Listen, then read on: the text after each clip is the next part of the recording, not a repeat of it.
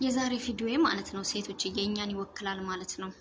ትዳር የሌለነ በስደት ዓለም ላይ ያለነ ትዳር ለመያዝ የምታስቡ ካላችሁ ትዳር ለመያዝ የምታስቡ ሴቶች ካላችሁ ማለት ነው ከዚህ ሀገር በነገራችን ላይ በጣም ትዳር ለመያዝ በጣም ከባድ ነው፣ በጣም ይከብዳል ማለት ነው። አብዛኛው ሰዋቅን መያዝ ሰዋቆች ብየስል ሰዋቆችን እንደመጥፎ እያሰብኩ አይደለም።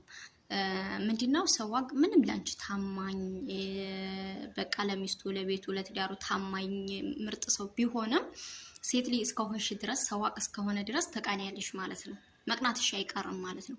እና ከሳውዲ አረቢያ ላይ ሰዋቅን የምታገባ ሴት ትዕግስተኛ ሴት መሆን አለባት ማለት ነው።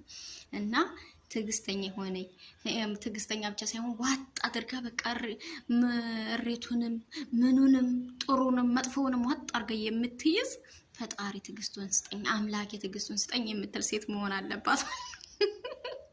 እና በዚህ ማለት ግድ ነው።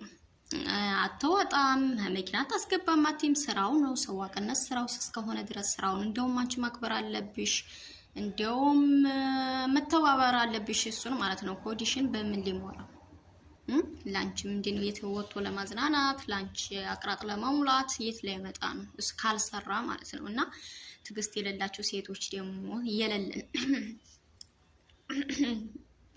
ይወክላል። ትዕግስትን የሌለ ሴት ደግሞ ወዴት ነው መሄድ ያለበት? ወደ ዱር ማለት ነው።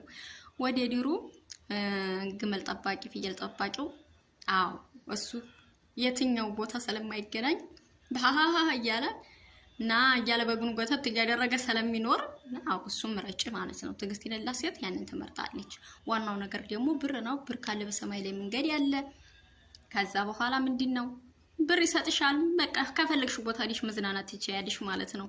ለሰዋቅነትም ተካፍለሽ ችግር የለውም ማለት ነው። እና ትዕግስት የሌለሽ ሴት አዎ እንደዛ ነው። ትዕግስት ሳይኖርሽ ሰዋቅ ላይ አናት ላይ ወጥተሽ በኋላ መሄድ ይሻለናል ከማለት ወደ ፈጣሪ መሄድ ይሻለናል ብለን ከማለት ከትዳር ውስጥ ሳትገቢ ከፍቅረኛ ትዳር ብቻ ሳይሆን ፍቅረኛው ሳትይዙ በፊት መሄድ ይሻለናል ወደ ሰማዩ ሳይሆን መሄድ ይሻለናል ወደ ዱሩ ይሻላል ማለት ነው። እና ያው ሴቶች በደንብ አረጋችሁ አሰቡበት፣ አሰቡበት። ወንድ ልጅ ደግሞ ስራውን አጥቶ ገቢውን አጥቶ መኖር አይችልም። ከቤት ራሱ እንትና ላምጣክል እሺ አምጣ ብለሽ በትዕግስት ካልተቀበልሽ በቃ ተፈጣሪ ትዕግስቱን ስጠኝ አምላክ ትዕግስቱን ስጠኝ እያልሽ ብቻሽን እያወራሽ ከብቻሽ ጋር እንትን እየለፈለፍሽ መኖር አለብሽ ማለት ነው። አዎ እንደዛ ነው የኔ ውድ።